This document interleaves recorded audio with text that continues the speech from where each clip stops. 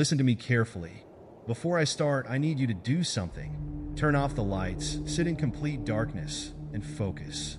What I'm about to tell you isn't just a story, it's something that actually happened. A story that will make you think twice about looking into a mirror alone. Ready?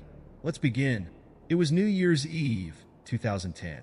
Mark, a college senior, decided to throw the biggest party of his life. His small Chicago apartment was packed with friends, acquaintances, and strangers, friends of friends. The energy was high, the music was loud, and everyone was in the mood to celebrate. It was the perfect way to say goodbye to the year.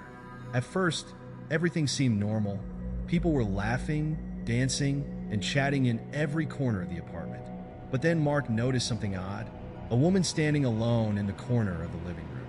She was wearing a black dress, an old-fashioned one that looked like it came straight out of another era. Her face was ordinary, but her eyes, they were empty. Not blank, but hollow, as if they weren't seeing anything at all. Mark assumed she was a friend of one of his guests, but there was something unsettling about her.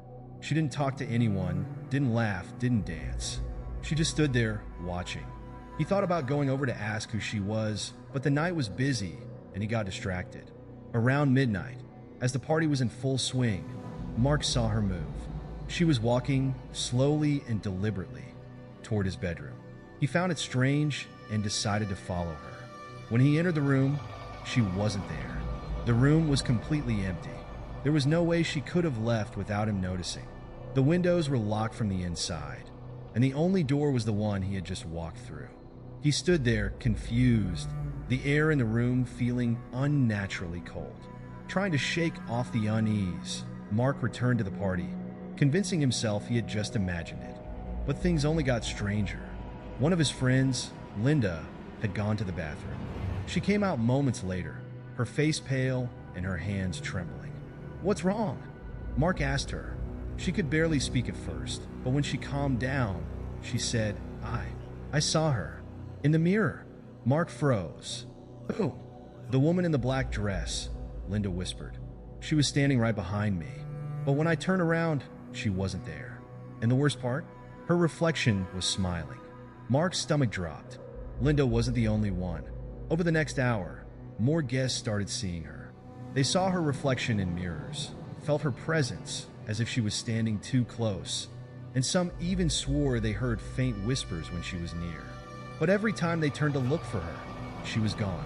When the party finally ended and everyone had left, Mark stayed behind to clean up. As he was tidying his bedroom, he found something that made his blood run cold. Under his bed was an old photograph. It was yellowed with age, but still clear enough to make out the details. It was a family portrait taken sometime in the 1920s with a group of people standing in front of what looked like his apartment building. Everyone was dressed in formal, vintage clothing. But there, in the background, almost hidden, was a figure in a black dress. The same woman. Mark sat there staring at the photograph, trying to make sense of it. How did it get there? How could she be in a photo that old? He didn't sleep that night, and things didn't end there. Every New Year's Eve after that, Mark would see her. Always in the same spot, standing in the corner, watching. She never moved, never spoke, just observed. It was as if she belonged to the apartment, like a shadow that could never be erased. Mark eventually disappeared without a trace. But his old apartment gained a reputation. Every tenant since then has reported the same thing.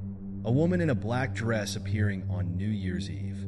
She doesn't harm anyone, but she's always there, with her hollow eyes and her unsettling presence. The question remains, is she just watching? Or is she waiting for the right moment to do something worse?